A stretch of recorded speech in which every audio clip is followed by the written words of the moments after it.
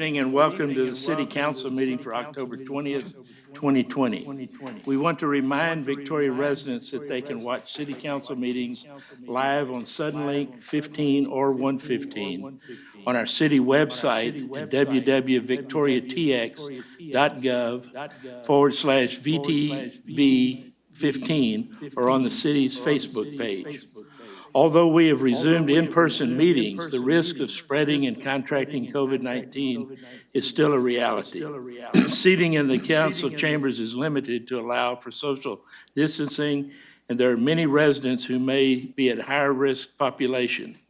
For these reasons, we will also continue to allowing citizens participation through video conference.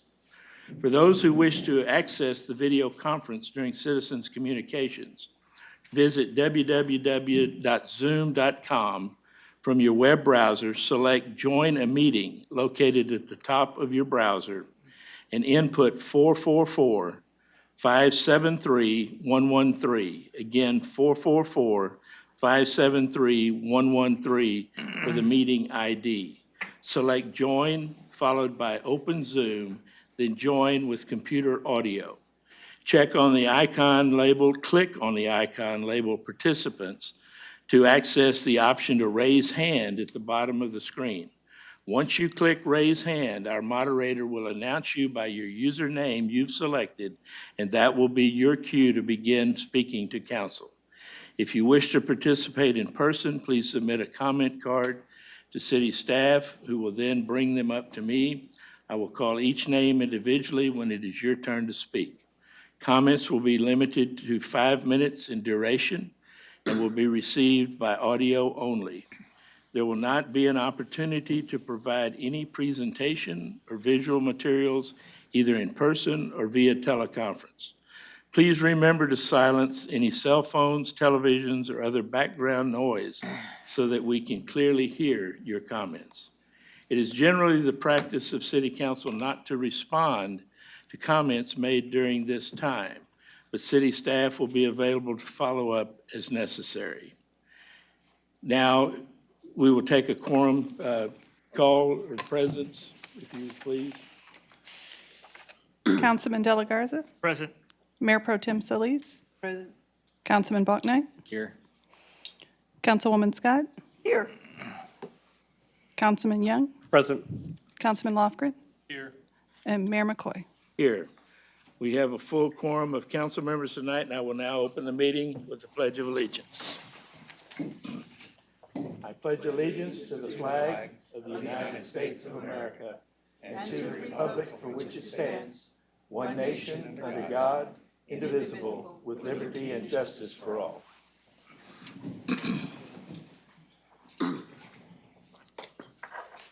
I'd like to welcome citizens at this time. We always appreciate citizens who show up here and those who also join us online as well. Now we'll move into announcements and reminders. Do we have any announcements? Chair, we would like to ask Chief Fox to come up to provide an announcement. Okay, thank you, Chief. Thank you, Mr. Garza. Good evening, Mayor, members of council, and thank you for allowing us to announce that our pop-up flu clinic for vulnerable populations in Victoria is scheduled for next week, Monday, the 26th through Wednesday, the 28th at Queen City Park from 11 a.m. to 1 p.m. This program was funded through CDBG COVID funds.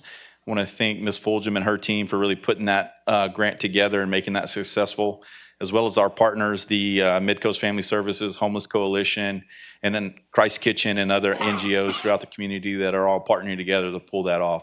So we look forward to using all our vaccines. We have approximately 300 vaccines that we acquired through this grant, and we'll be out there next week in Queen City Park. Thank you. Hey, thank you, Chief. Are there any other announcements tonight? No, If sir. not, we'll move on. There's public and employee recognition. There is a proclamation tonight. Mr. Goosh, if you would please.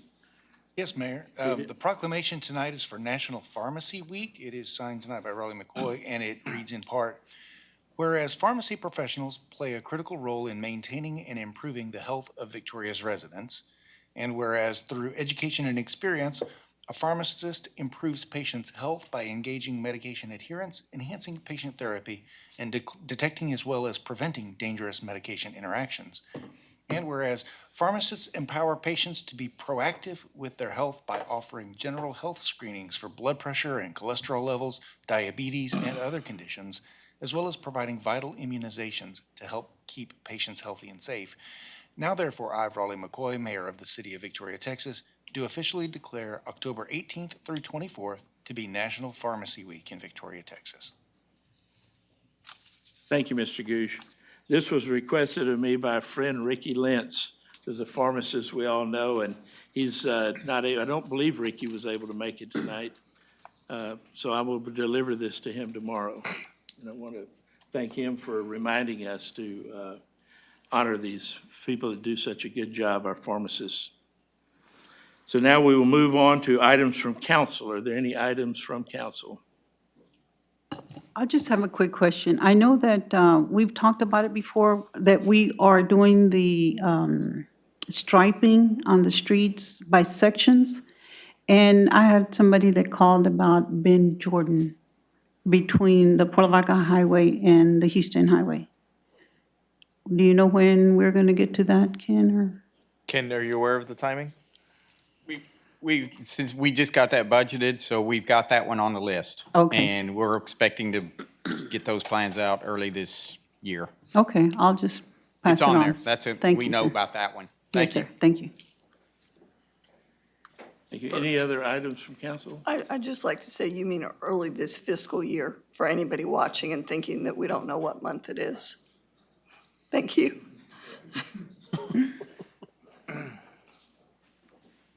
Got a little technical difficulty here. My screen is frozen, so.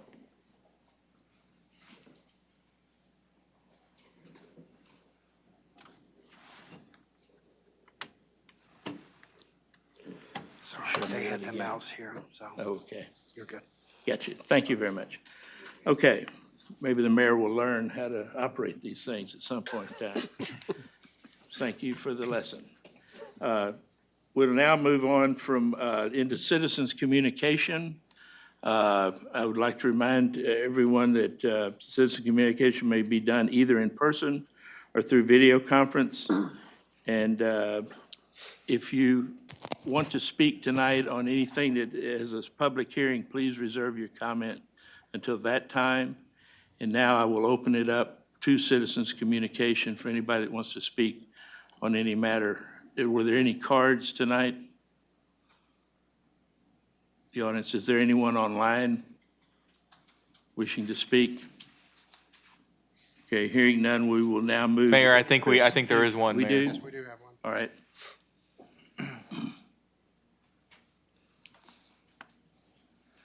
So, Jake Truss, you're allowed to speak.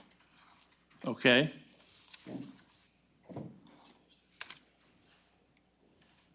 Mr. Truss, are you there? Mr. Truss, hold on.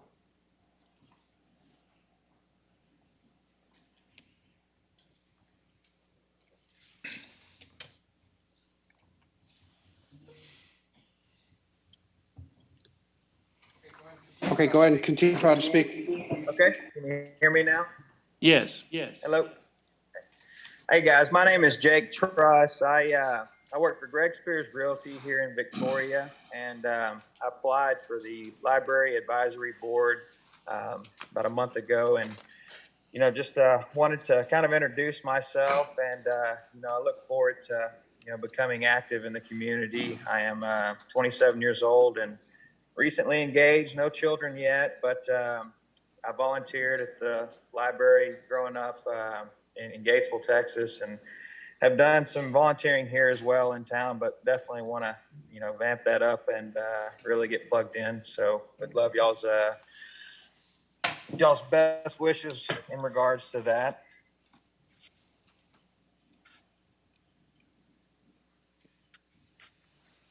Okay, thank you, Mr. Truss. We appreciate your comments. Is there anyone else? Mayor, there are no other. Seeing none? Hearing none, we'll move on into our Public items with public hearings, Mr. Gooch? Yes, sir. Item C1 is an ordinance amending Chapter 13 of the City Code regarding the industrial pretreatment program to incorporate the pretreatment streamline rule as required by TCEQ. Bill? Hello, Mayor, members of the council. I'd like to first present and introduce Lucia Hernandez, which is right there, our pretreatment manager, who had the most input in this ordinance revision. Her staff, and they all did a great job and keep track of all the industrial users and everything else, customer service. So want to get that out of the way, and she will be the expert if you have technical questions. Start off, this is an ordinance that's in the Municipal Utilities and Services, Chapter 13. It's Article 3 and Division 2, Industrial Waste Discharge. It was first developed in 1993 as part of the Clean Water Act, amended in 2003, that included some local limits of some chemicals that wanted to make sure to protect the health and safety of the citizens and the workers at the wastewater plant.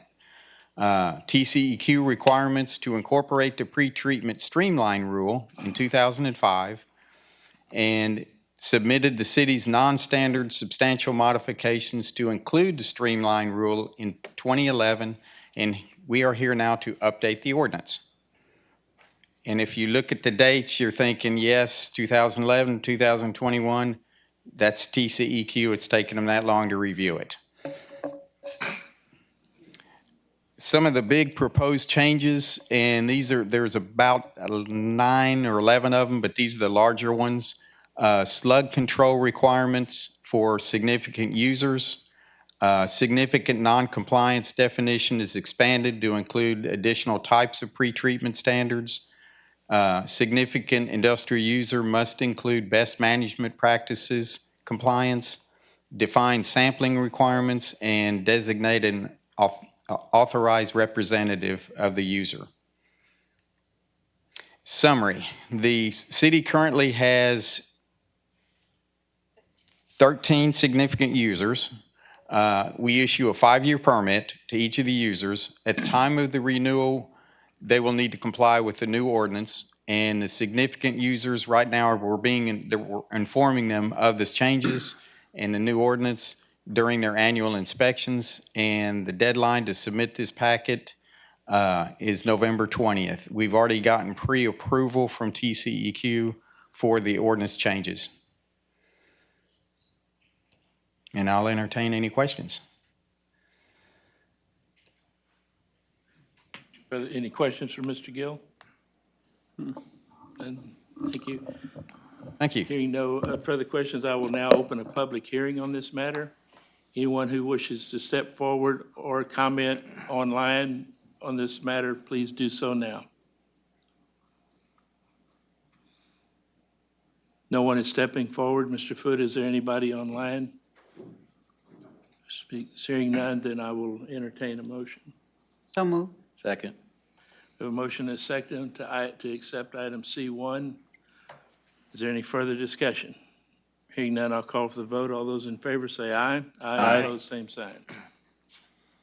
Now move on to the consent agenda. Yes, sir. Mayor, before we read the consent agenda, staff would like to pull item D10, which is the Christmas tree decoration contract. Danielle Williams will be doing a presentation on that before we ask for your approval. So I'll read the first 9 items on the consent agenda tonight. They are, first, the adoption of the minutes of the October 6th, 2020 meeting. Second, approval of the purchase of 4 vehicles and equipment from various vendors utilizing government cooperative purchasing contracts in the amount of $689,193.89. Third, amending Chapter 24 of the Victoria City Code to increase rates for residential yard waste and residential brush and bulky collection. Fourth, a budget amendment for coronavirus hazard pay program. That's a second and third reading. Fifth, revise the designated authorized signatories for the Hurricane Harvey Community Development Block Grant Disaster Recovery Program, Contract 20-066-007-6041, to include the mayor. Item D6 is a resolution to approve the purchase of annual uniforms for the Victoria Fire Department from Galls Incorporated through buy board contract number 587-19 in an estimated amount of $59,000. Item 7 is approving a lease purchase agreement for a Skeeter brush truck from Siddons-Martin Emergency Group via buy board contract 571-18 for the amount of $191,646. Number 8 is approving a lease purchase of a Pierce fire truck from the Siddons-Martin Emergency Group via buy board contract 571-18 in the amount of $764,364.68. I tried to give you a discount on that one, Gilbert. Big one, too. And number 9 is approving an installation agreement for replacement of Riverside Golf Course irrigation pump system with Pumps and Motors and Controls Incorporated in the amount of $92,750. Move we adopt the consent agenda as presented. Second. There's a motion and a second on the consent agenda. All those in favor say aye. Aye. Aye. All those opposed, same sign. Okay, do we want to pick up the pulled item first? Yes, sir. Items from Item council? D10, the final item on the consent agenda section is to approve the installation agreement with Dekra-Lite Industries Incorporated for Christmas tree installation in the amount of $90,242.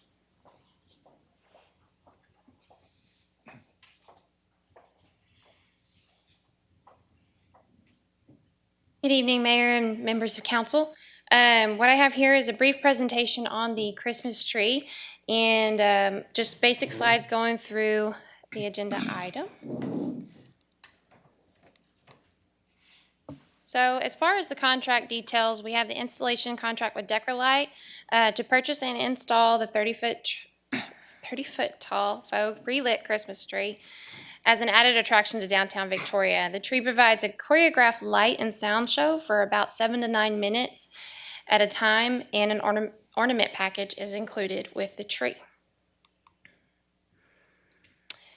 As part of efforts of Main Street, the Main Street Board and myself sought out a fundraiser, and so far we have raised $66,600 outside of the contributions.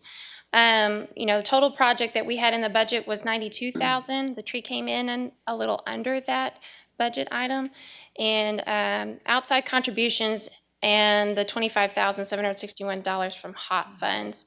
Those will go into the actual purchase of the tree.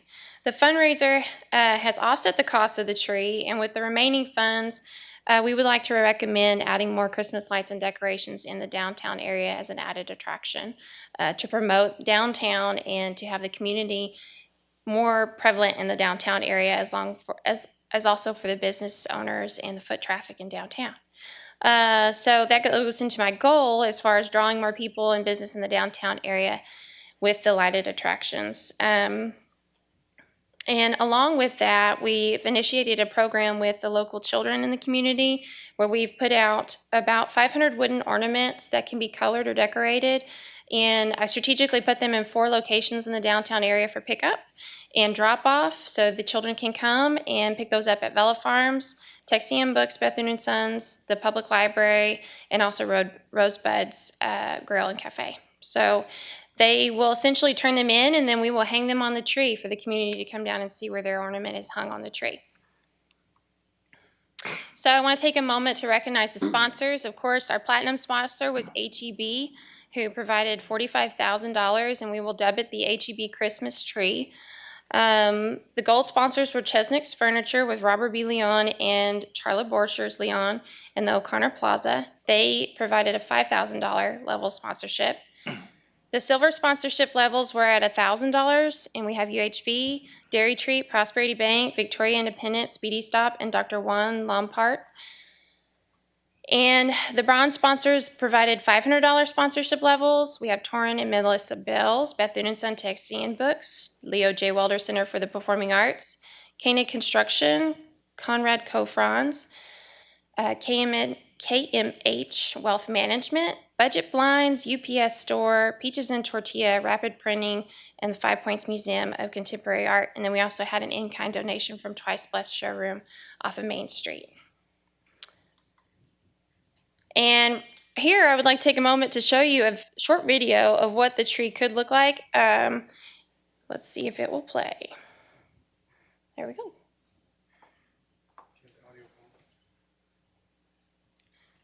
It's supposed to have audio. Yeah, it's supposed to have music. It's the most wonderful time of the year.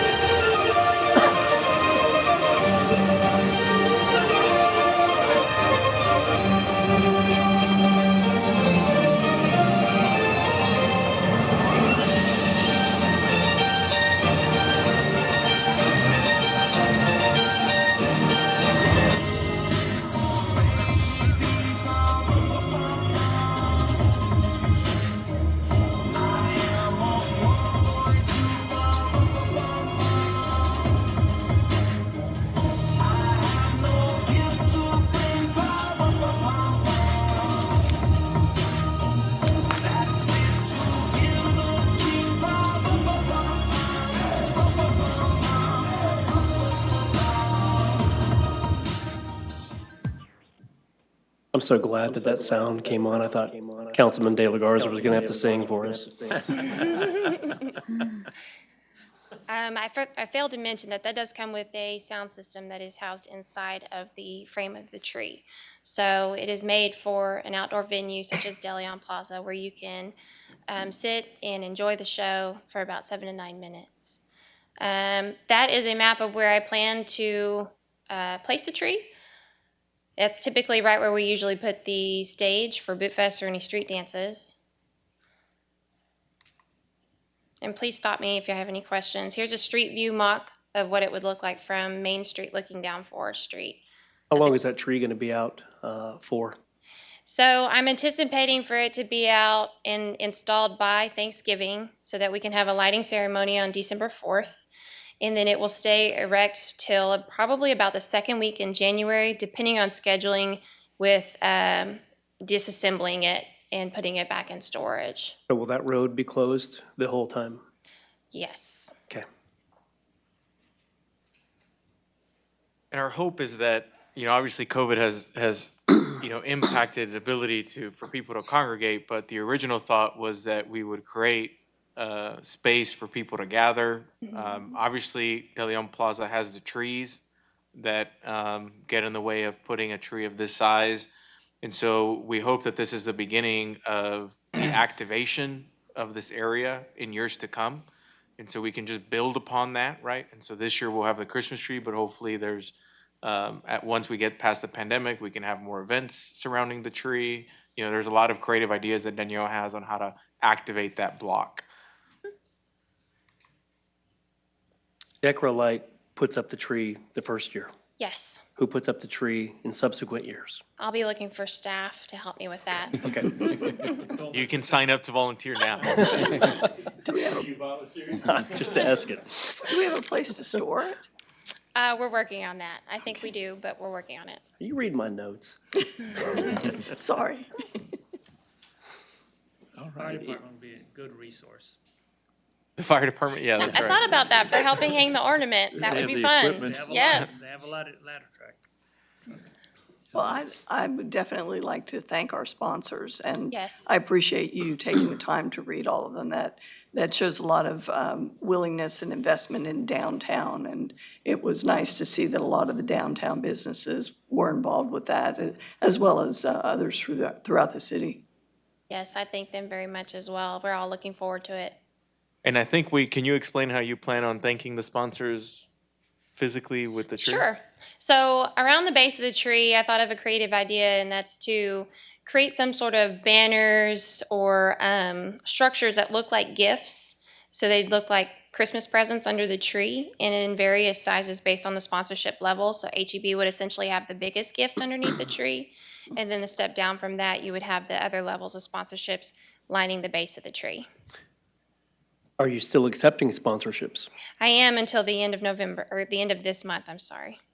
Figured that would be a good plug. And then the ornaments, will they be down toward the bottom of the tree, kind of like the plastic ones that you put so your pets don't hurt so that, basically so people can find their ornaments, or will they be the whole height of the tree? I think this year will be a little bit of a trial and error, test it out, see where it looks good. But I get what you're getting at as far as will they even be able to see it if it's too high up on the tree? And so we'll keep that in mind definitely, because we want them to be able to see it.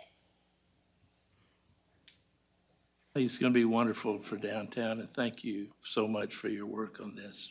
Thank y'all for your support. Thank you. Danielle, what about if you were to put some smaller trees around it, say like 4 of them, that way you could put the ornaments on there and the kids could see them, size 7.5-foot trees. They're not that expensive, and that way the kids could put their ornaments on there. I mean, that's just a suggestion. That's a good idea. I can look into that, definitely. Okay. That way the big tree, it's a big tree, and the ones with the ornaments, for the kids. Sure. Good idea. Thank you. All right. Any other questions for Ms. Williams? Thank you very much. Thank y'all. Appreciate it. And entertain a motion? I move to adopt. Second. We have a motion and a second to adopt. Is there any further discussion? Hearing none, I'll call for the vote. All those in favor say aye. Aye. Opposed, same sign. Will you take us into action items, Mr. Gish? Certainly. Item E1 is a resolution to appoint one member to the Victoria Public Library Advisory Board.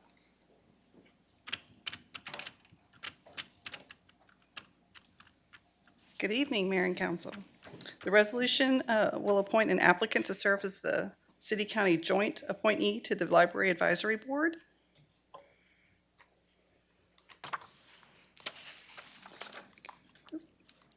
There we go. So we went over this last meeting, we'll briefly go over it again. The Library Advisory Board has different areas of focus that include to be a liaison between the community and governing bodies and the library management, to provide feedback to library management in areas of policy, planning, and library goals, to advocate for the library budget and monetary support, to advocate and support legislative initiatives concerning the library, and to perform other duties and functions as delegated by the city and county. So this is an 11-member board. If you'll remember, it has 4 members appointed by the city, 4 appointed by the county, 1 joint city-county appointee, 1 person representing the Bronte Club, 1 person representing the Friends of the Library.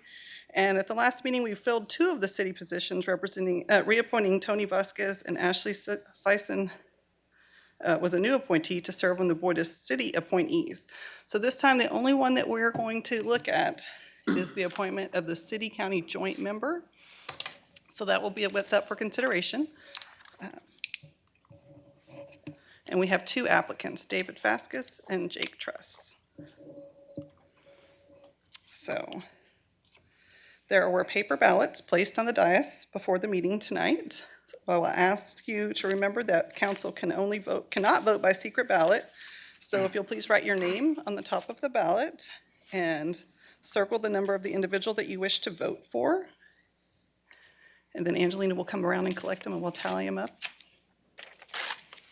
And the ballots will be available at my office if anyone wishes to review them.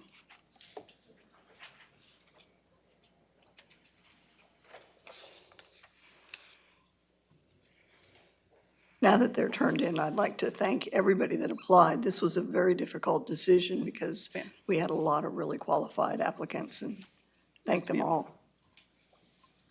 Be just a moment.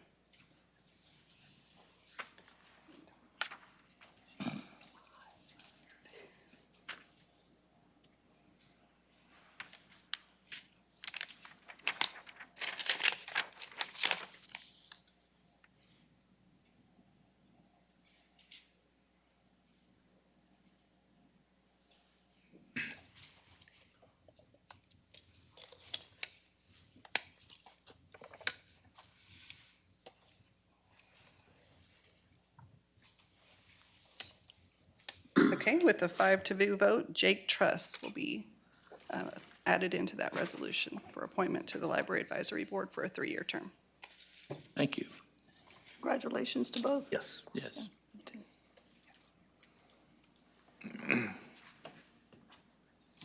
So Mayor, now we're considering a resolution to appoint Jake Truss to the Library Advisory Board. Okay, I so move. I second. a motion and a second to appoint Jake Truss to this open position. Is there any discussion, further discussion? Since it's a vote, I guess not. So I will call for the vote. All those in favor say aye. Aye. Opposed, same sign. Thank you.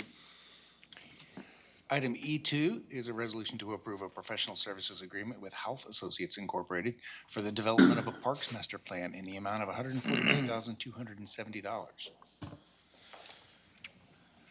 Good evening, Mayor and Council.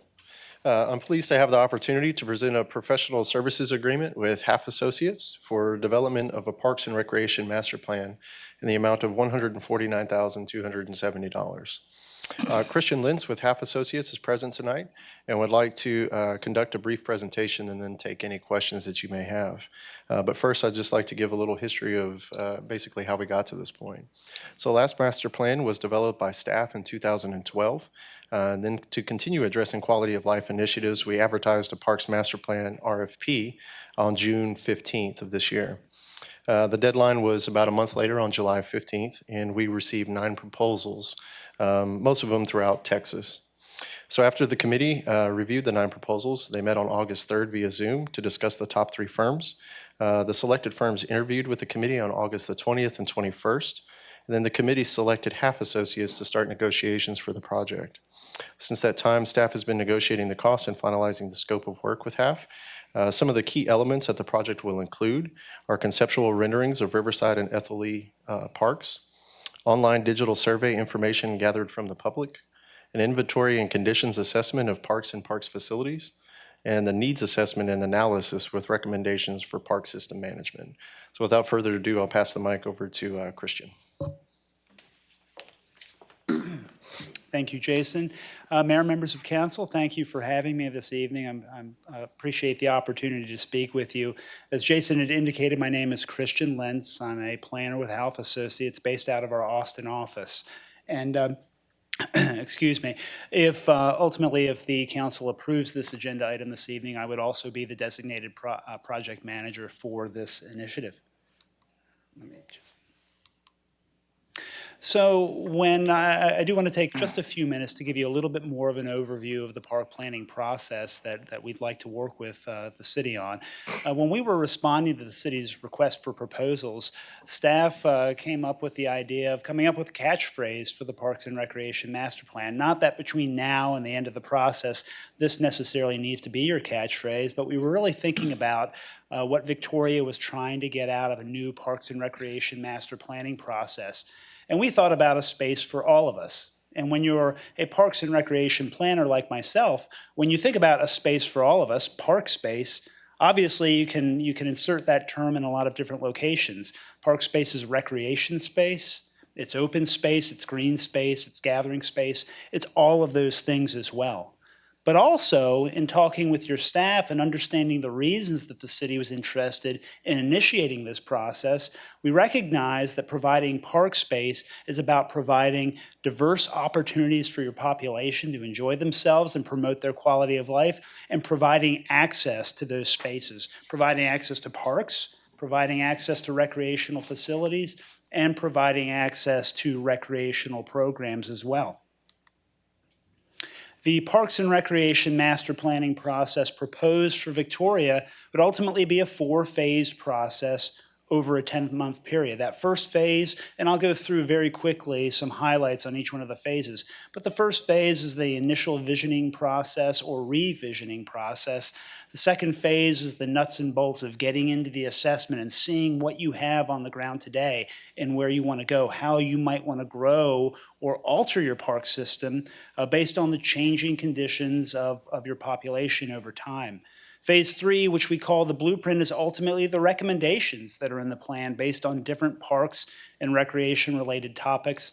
And then Phase 4, the commitment, really is ultimately the implementation program for your planning effort.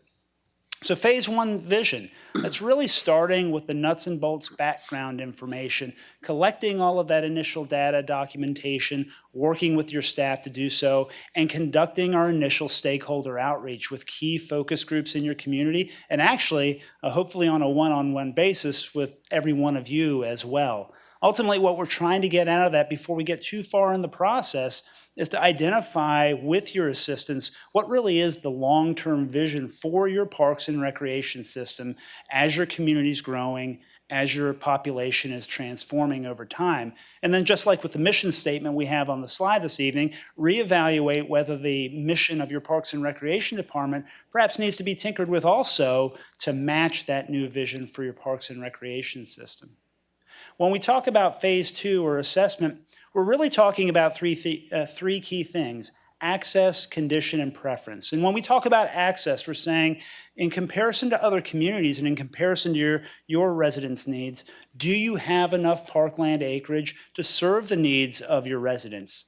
And even more than that, not only do you have enough parkland acreage, but do your residents truly have physical access to that parkland? Is it located in a way that it's very convenient for most of your residents to get there? Is there access via an expanding trail network in your community to access your park system? When we talk about condition, we're talking about not just the conditions of the actual park spaces themselves, but also assessing the overall conditions of the facilities that are within those spaces to get an idea of what your priorities should be moving forward to maintaining and replacing those assets in your park system. And then when we talk about preference, we're simply talking about working with your community to identify what are the needs and the recreational preferences of your residents in Victoria today. The blueprint, there we've got 5 real essential topics that are ultimately addressed under the blueprint or your series of recommendations. But the reason we've got the picture of Ethel Lee Tracy Park up here is to kind of reiterate what Jason indicated, in that this process, in addition to addressing very specific topics about where you might acquire new parkland or how you might improve other park spaces, this process will also include 2 very specific conceptual design plans for Ethel Lee Tracy Park and for Riverside Park as well.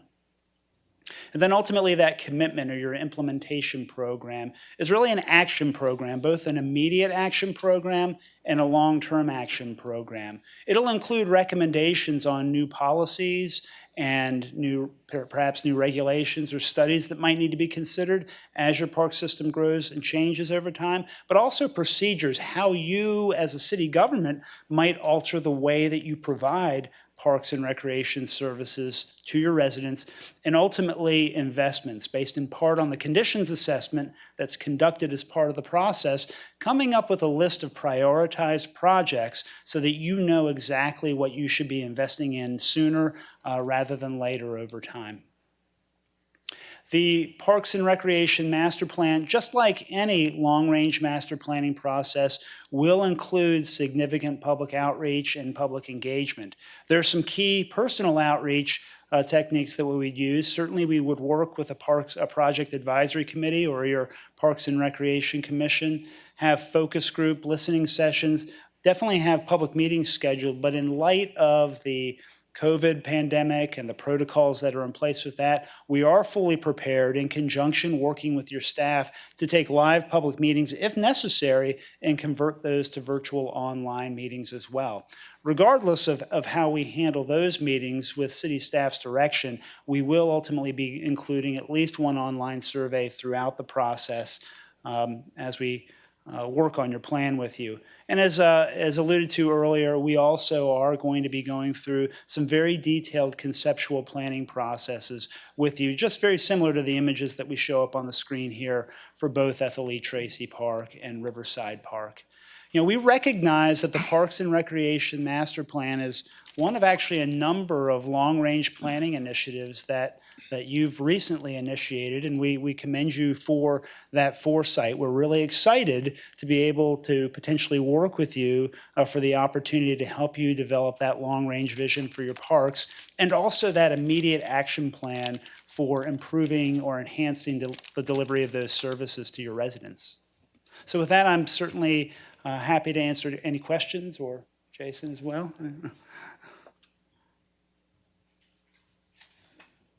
Thank you, Mr. Lentz. Appreciate your presentation. I do have a question. Are you going to be just concentrating on Ethelene and Riverside for right now, or are you going to be looking at all 16 parks? We will be looking at every single park. So we'll, the public outreach and engagement we have questions will relate to every single aspect of your park system. The only reason we emphasize Ethelene Tracy and Riverside Park is that in addition to the overall planning process, the intent is that we develop some very specific graphic conceptual plans for those that provide a list of potential projects in the future. But every single park will be reviewed, analyzed. Okay, because at the beginning of the presentation, it only sounded like you were going to do 2 of them. And just for clarification purposes, that's why I asked the question. Yes, ma'am. It is a park system master plan. Okay, thank you.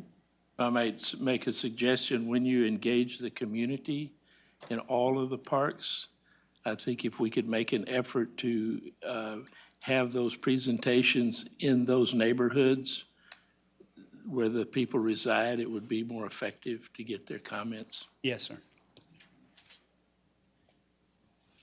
Any further questions? Thank you very much. Thank you. Thank you. Thank you all. May I entertain a motion? I move to adopt this item. Second. Have a motion and a second. Is there any further discussion? Hearing none, I'll call for the vote. All those in favor say aye. Aye. Opposed, same sign. Thank you. Mayor and council members, the next item on the agenda, E3, staff would like to hold until we have an opportunity to discuss an executive session at the end of the meeting for potential council action after the executive session. And so by your leave, I'd like to move to item E4, which is a resolution to authorize the city's grant application to the Texas Parks and Wildlife Department for the Duck Pond project. Good evening, Mayor and Council. I just wanted to let you know as we move forward with our application to Texas Parks and Wildlife Division for the Duck Pond Rehab project that we've been working with our engineer, Luck Design, and personnel at the Texas Parks and Wildlife Department to help guide us in maximizing our score on being competitive on the grant, but then also we've spoken recently with the inland fisheries expert about evaluating some small changes we can make to be able to stock the pond, what kind of fish to put in, what kind of vegetation, that kind of thing. And so the resolution tonight is authorizing the application, designating some officials, and importantly, dedicating the project site area as public park and recreational site in perpetuity. And just so that you know, the application is due on November 6th, and we should know about spring next year about whether or not we've gotten the grant. Oh, and this is the picture of it. The drawing is these are the proposed. This was actually decided on by council, I think, quite a while ago. But this is the action we're getting ready to put into place. I move to adopt item E4. Second. We have a motion and a second on item E4. Any further discussion? Hearing none, I'll call for the vote. All those in favor say aye. Aye. Opposed, same sign. Thank you, Ms. Connally. Thank you for Couple more. pursuing the grant. Yes. Thank you. Mayor, item E5 is a resolution adopting an update to the City of Victoria's financial policies to ensure they're in compliance with federal regulations in accordance with the CDBG-MIT program requirements. Just so you know, this update is required for federal grants administered through the Texas General Land Office and must be submitted with our application. The update, just so you know, is specific to CDBG-MIT grant activities and does not affect financial policies outside of these grant activities.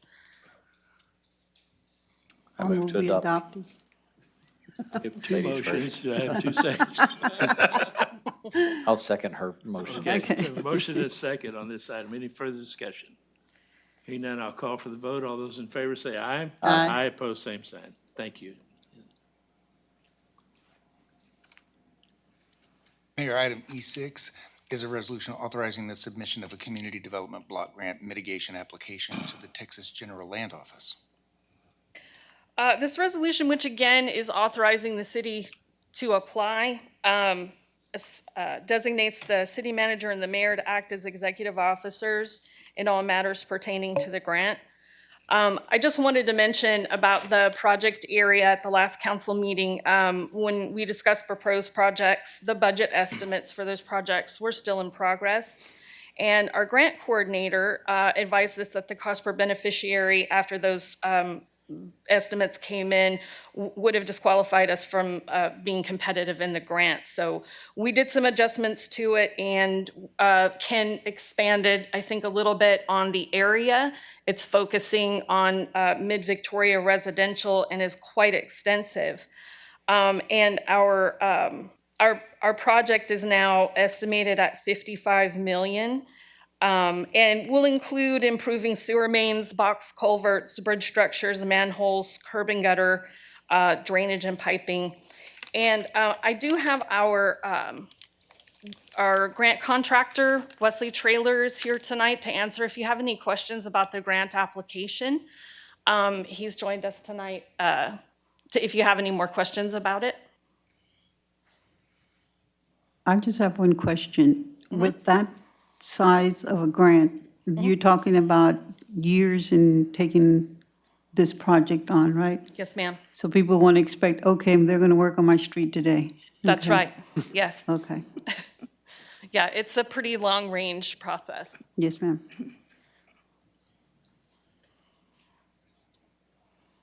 Further questions? I move we adopt E6. Second? We have a motion and a second on item E6. Any further discussion? Hearing none, I'll call for the vote. All those in favor say aye. Aye. Aye, opposed, same sign. Thank you. Thank you. Mayor and council members, item E7 is a resolution approving a cooperative purchasing contracts for various computers, software peripherals, and related equipment in the amount of $1,286,172. Good evening, Mayor and council members. As you may recall, last council meeting, I brought forth some items that were under our cooperative purchases. These are the remaining items that we've gone through. Staff has had time to review those contracts and still feel that these are the best purchases for our money, and I'm just here to answer any questions.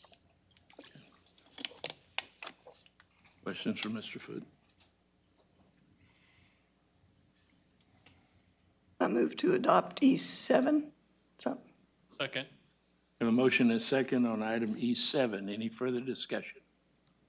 What are we buying? Go ahead and pull up the, so we're buying a lot of equipment. So this, basically on our technology items, we have all of our computer replacements. We have new computers that we also replace.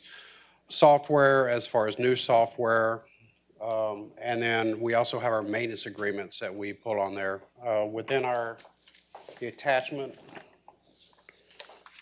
we had the different ones that we had listed. Let me grab that. You already seen it?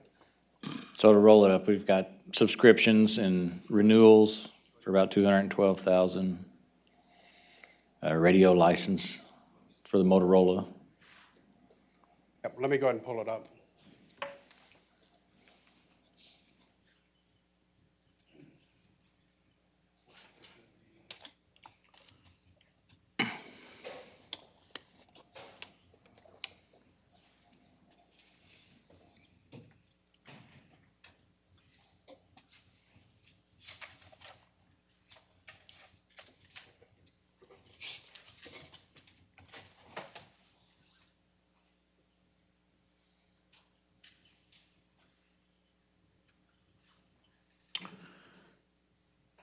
If it makes council more comfortable, we can, oh, there it is.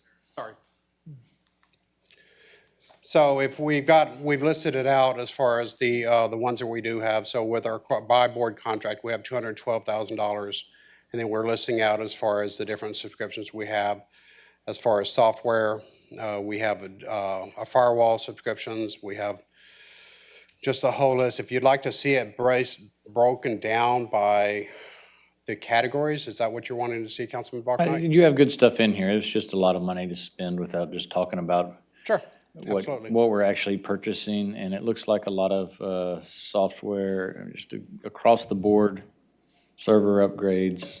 What's the employee notification system? So the employee notification, that's a great system. We currently are utilizing a notification system that is notifying anytime we have any kind of duress alarm buttons that are being pressed inside of our locations. It's currently just notifying via our phone system. However, that's one of the things is this one will extend it out to where we can actually then notify our employees via their cell phones if they want to subscribe. Okay. And that is just strictly for employees only. Well, you have a very good list in here. If Thank you. anybody in the public wants to look at what's being purchased. Over a So- lot of departments too. Hmm? Over a lot of Yes. departments too. So this was something that was a little different, is that we took a lot of and this is comparison to what it was compared to last year, is we took a lot of what the other departments were doing and then sort of rolling this into. So this is just not just within IT's department, this is within each of the different departments. So when you look at, for example, the police department, that's that budget that they have with theirs for their replacement computers, any of the agreements that they have with software maintenance. What do you do with the old computers/laptops? So the computers, after the 5-year period, we actually have a company that comes in and picks them up and then certifies that they're properly disposed of. And this helps us with our part of our CJIS policy for property disposal. Thank you. Thank you. Any further questions? Hearing none, I'll call for the vote. All those in favor, say aye. Aye. Opposed, same sign. Thank you. Thank you for questions. Well, the meeting was going too fast. I appreciate bringing it up. It is a lot of money. It is. We haven't that's why we didn't put it on consent. Right. Thank you. That was a question I had. Okay.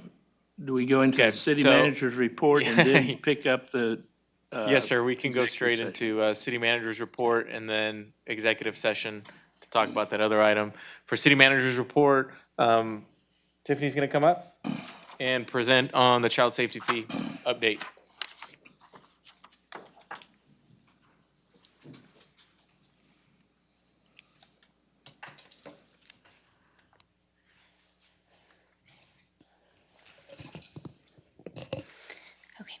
Good evening, Mayor and Council. This is a update on the child safety fee. You may recall, August of last year, you all supported a resolution with the county in their adoption of the child safety fee on the vehicle registration, and this is going to be an update on that tonight. And so this is about two different types of the same fee, if you will. We have the child safety fee for vehicle registration, and then also one that's collected in the municipal court. So the first one here is for the vehicle registration, which is authorized under the Texas Transportation Code. The county adopted this August of last year. It went into effect January of this year. So the numbers listed here on this presentation are what has been collected so far here. And so the $38,000 is the city's portion of what we've had so far. And this is through, it's actually through September. The state says August, but it was through the end of September, so the end of the fiscal year. The $21,000 there is actually the county's portion. In January, it will go up to $1.50, and that's on all the vehicle registrations. The other two columns there are the projections for the remaining of this year, which would be our total collections. At the end of this fiscal year would be $50,000, and the next year's collection is based on the increase of $1.50.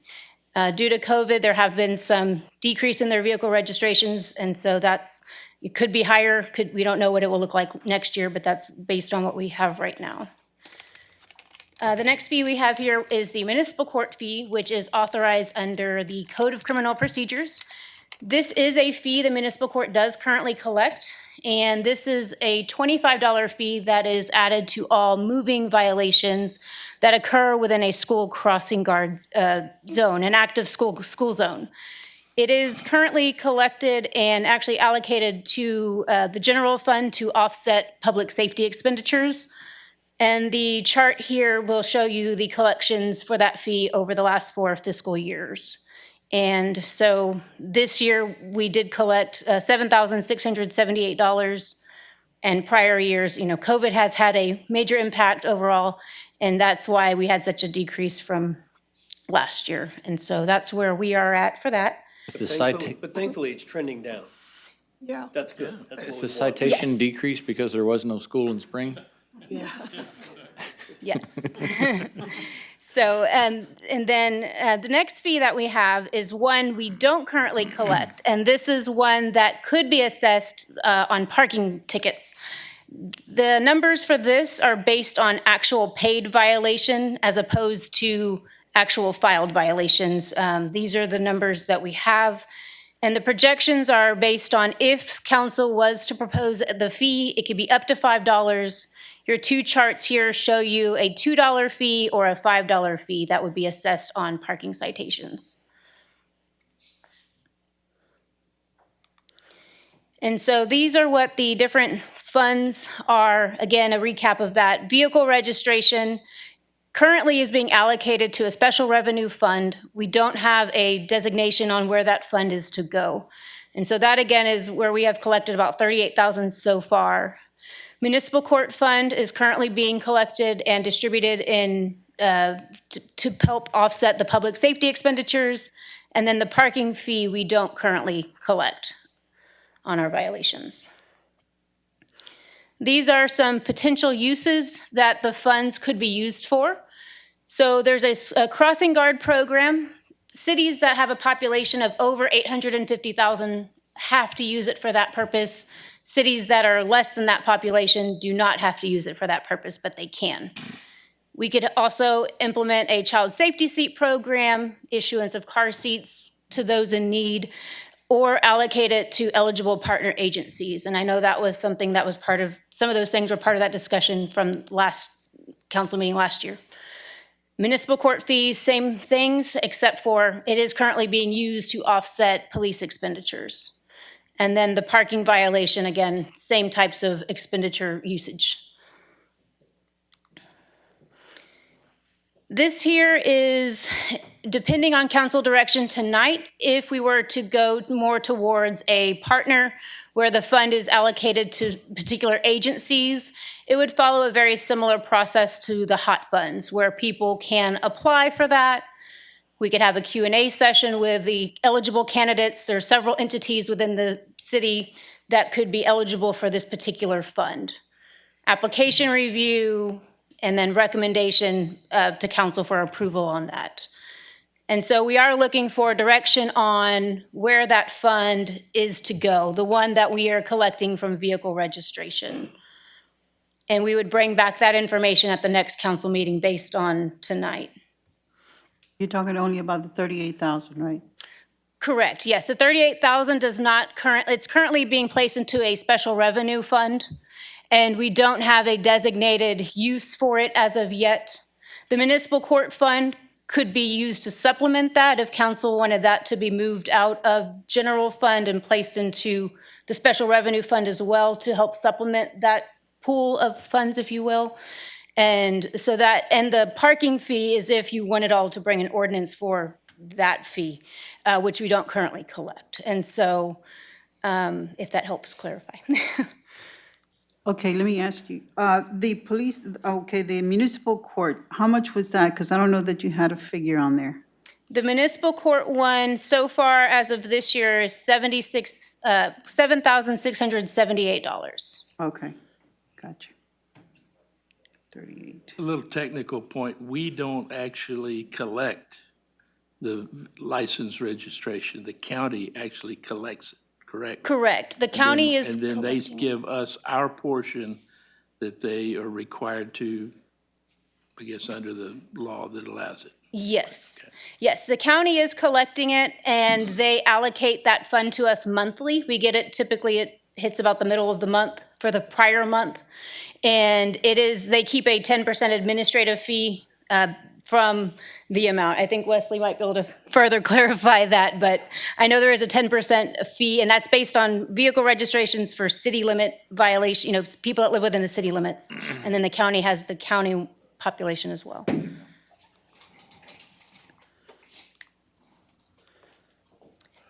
If council were to, again, want to do the grant to partner agency process, we would have to adopt or appoint a committee, and we have 3 proposed types of committees we could have. So we could develop one with all staff, with all staff. The proposed positions here would be somebody from finance, myself, assistant city attorney, and a police chief or designee. It could be a community committee or a hybrid where you have relevant staff and citizen associations. And so these would be the 3 types of committees we could have to help administer this fund. What were our choices with the fund? You said it's in the general fund now. Is there a prohibition about it staying there? No, so the fee itself, the fee can go into an interest-bearing account, which the municipal court one is currently going into the general fund, or it could be used it could be used to promote child safety, public safety. It's very specific on the types of uses that it could be used for, on the other uses. So it can stay in the general fund, the one that municipal court collects. The other one is currently in a special revenue fund. So that one needs some sort of designation as to where it's going to go. But it can, so child safety, public safety, you can go to drug and alcohol abuse programs. There's several different, very distinct categories within the actual state law that says who would be eligible, and also the school crossing guard program as well. We don't currently operate one, but there would be ways we could work with the schools on that. And you said otherwise it's in the general fund that the municipal court collects, so it's in that second fund that you talked about? Yes. And if we were to go with a partner agencies process, would it be similar to hot funds type of process? Yes, that's where we started. So I've started developing what an application might look like and working with Thomas on that as well, and Derek as well, kind of what we would think that would look like. And it would ultimately, we would bring that back to council and let you all review the process before implementing it. We do know right now, we have collected through September. We could anticipate starting to issue the fund maybe in January, something to that effect, and have applicants apply for that, and then be able to review those, develop out the criteria which we could bring back to the next council meeting. What are some examples of partner agencies that are eligible? So you have Hope of South Texas, Midcoast Family Services, could be CASA, it could be, there was a few others I had in mind. We had calculated there would be around 5. For context, the county strictly did a setup with Hope of South Texas, where all of their funds go to Hope of South Texas. We can approach this through, I don't want to use the word competitive process, but I can think of a better word. We can approach it, from a lens of competitive process like hot funds. It could be proactively decided that, okay, we're choosing 1, 2, 3, 4, 5 agencies, and it's just, 20% to each. There's different mechanisms that we can pursue. And that's why we need direction from council to kind of get a sense of what you expect from us in a process. Because what was verbalized to us last year was a desire to have some funds available to agencies like Hope of South Texas, but we really didn't get further down the line with that direction, and so that's what we're trying to get today. Well, for me, if we go down with the road with a partner agency process, I'd like to see something specific within their budget that for these agencies that it was tied to so that we can make sure that we're having a meaningful impact with the money as opposed to just, here's $5,000, put it in your general fund and use it as you see as you see fit. I would like to make sure that we're having impact with this, with some partner agency. And I don't know how to adequately describe that right now, what that impact is or how you measure it. But I just don't want it to be a dribble of money that backs them up, I guess. I think the intent is for child safety. Now, how you define that kind of becomes one of the things that you gauge who you give the money to. And how it's defined could make the difference Right. between, is it 5 agencies that Right. qualify? Is it 3? Is Right. it 2? Is it 1?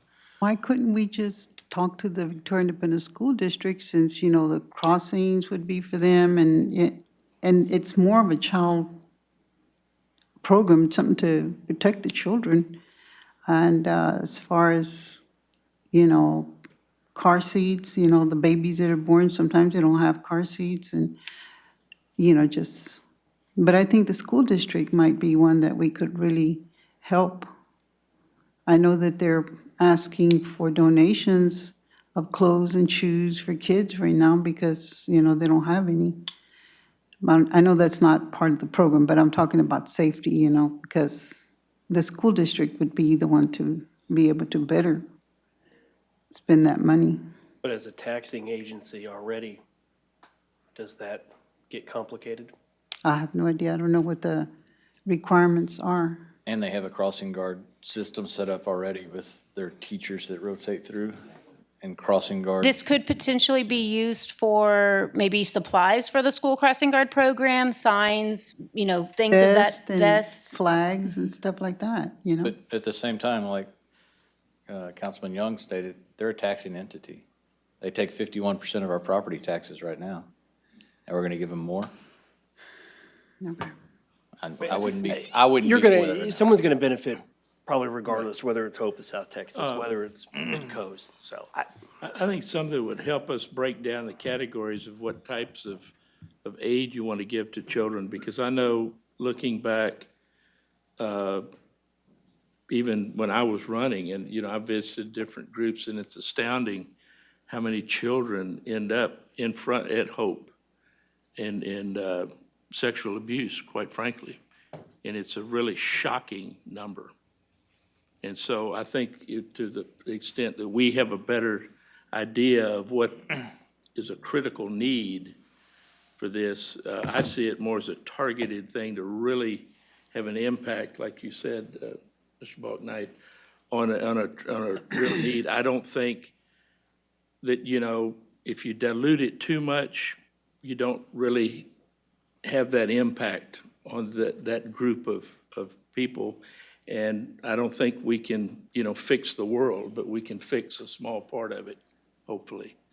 That is a very, I mean, it was a frightening statistic, that's all I can say, is the numbers of children. But taking what Councilman Balknight said and going a step further, I guess I would like to see some connection between what this money is coming from and the program that it's going to, as opposed to, you know, it's coming from a child safety type situation. And I would rather see it go to child safety, young child safety. Not that what you're describing with Hope of South Texas definitely is a good program, but you kind of lose a connection at that point. If you're getting something from child safety, why not give it to the Art League? You know, I'm trying to make a better connection to it. Well, I think you mentioned that you had probably staff has identified up to 5 possible agencies. Maybe it would be good to come back and get kind of a take on what those 5 agencies might be and what they do. What they would do And with that it. would, I think, give us a better sense of offering a direction on what kind of process do we want to use to distribute this money. But, I was going to mention, Balknight mentioned a budget process. Part of the application, and I did not invent this, if you will, I found it from another county, but it has budget information. So it's requesting what is this fund being used for, and we would have, the idea would be to have them submit the budget quarterly to be able to continue getting said funds on a quarterly basis, and they have to supply their budget for that program that's specific to that usage. And so it was a very similar idea that you mentioned on that. In talking to other counties, did you ask them if they did specifics? I mean, the presentation had 3 different options of what we could use for deciding. Were they using one of those options, or was it just the council? Because it sounds like, if we're going to decide, it would just be us. If not, you would have to go through one of those options, right? Yes, so I only found one that has gone through this program in the research that I've done, and it was recent. It was Parker County, sorry, that had the application available, and I reached out to them, and their county commissioners just issued funds based on who applied, and they had 3 agencies apply for their fund. And so I've been trying to see who else is out there using this fund for these fees, and that they didn't have a specific process, if you will. They just, 3 applied, they were all eligible, they got funds, is how Okay. they. But what I'm saying is, you had 3 different ways of setting it up for the allocation to be distributed. But you said the commissioners did it, so they didn't have to go through that process of either having a multitude of people or a combination of committees, let's say. So I think that would be faster if we did it instead of one of these options. Yes, they Saves had time. a similar, just the staff was in charge of helping review the applications and Right, I making understand. those. But the final decision was amongst the commissioners, so basically, okay. Yeah, unlike hot funds where we may get how many applications Yeah. to go through. That's pretty tough. I mean, if we've got 3 or at most 5 agencies, But they're all doing the same thing. We don't have the differences like we do in hot funds where we have to decide, okay, how much for this and how much for that, and percentage for this and percentage for that, so. yeah, no, I'm saying it'd Yeah. probably be easier as this Right. body, just my take, to Yes. handle Right. that versus. And the recommendation would be to have an internal committee, evaluate that versus the hot funds process include stakeholders, so it's a little more robust in that sense. We wouldn't anticipate this being that robust. Right, But it sounds like there is a desire to explore partnering with agencies, and so we'll definitely get more information from those agencies. We'll get some more information from the school district. Quite frankly, we can probably reach out to the private schools as well. There's nothing that would prevent a school district, a private school, et cetera, from applying for funds through a process. And so there's so many different ways that we can slice it. It can be specific to programs to ensure that, it's not operational funds that we're supplementing, but it's a very specific program. And so there's so many different ways that we can do it, but. Could we consider setting aside a certain percentage of that fund for the child safety seats? Yeah, we can I mean, slice say, and dice yeah. those funds however we like. And then we know we're gonna have a definite impact on that line, right? And say, okay, well, we're gonna hold back 10% of the fund for child safety seat and Yeah, okay. okay. Well, we'll come up with some options then and I think some continue specificity the about conversation. the agencies that would probably be there, to where I'm hearing that it's not going to be a huge amount of them. It would be helpful. Right. Okay. But I did also like option 1 as we go forward with what we're talking about. We're talking about partnering with agencies, but when we're talking about that, I'm not talking about that in terms of how to figure out where it's distributed to. I'm more comfortable with option 1 as we find agencies to partner with for being the recipient of this fund. I agree. Is that enough direction for now? Yes. Thank you.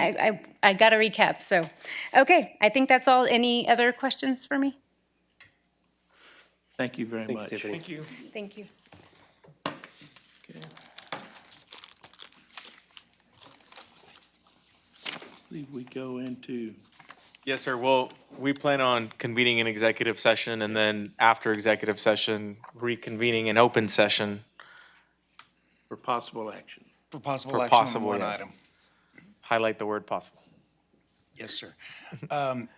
So this is the city council recessing into executive session on the 20th day of October 2020 at 6:16 PM. The subject matter of the executive session deliberation being as follows.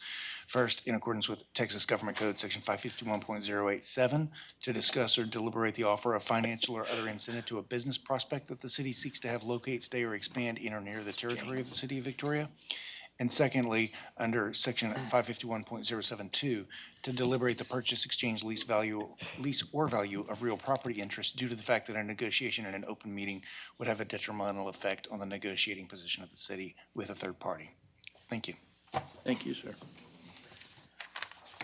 I understand now that James will, the IT department will shut down the streaming portion of the meeting, and we will then recess into executive session.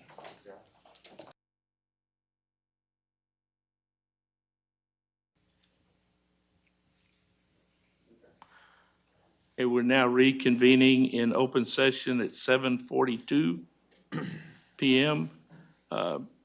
Council has received information on the item before us in executive session, and we are going to wait to take action on this at a future date after that discussion. So our meeting is now adjourned. Thank you.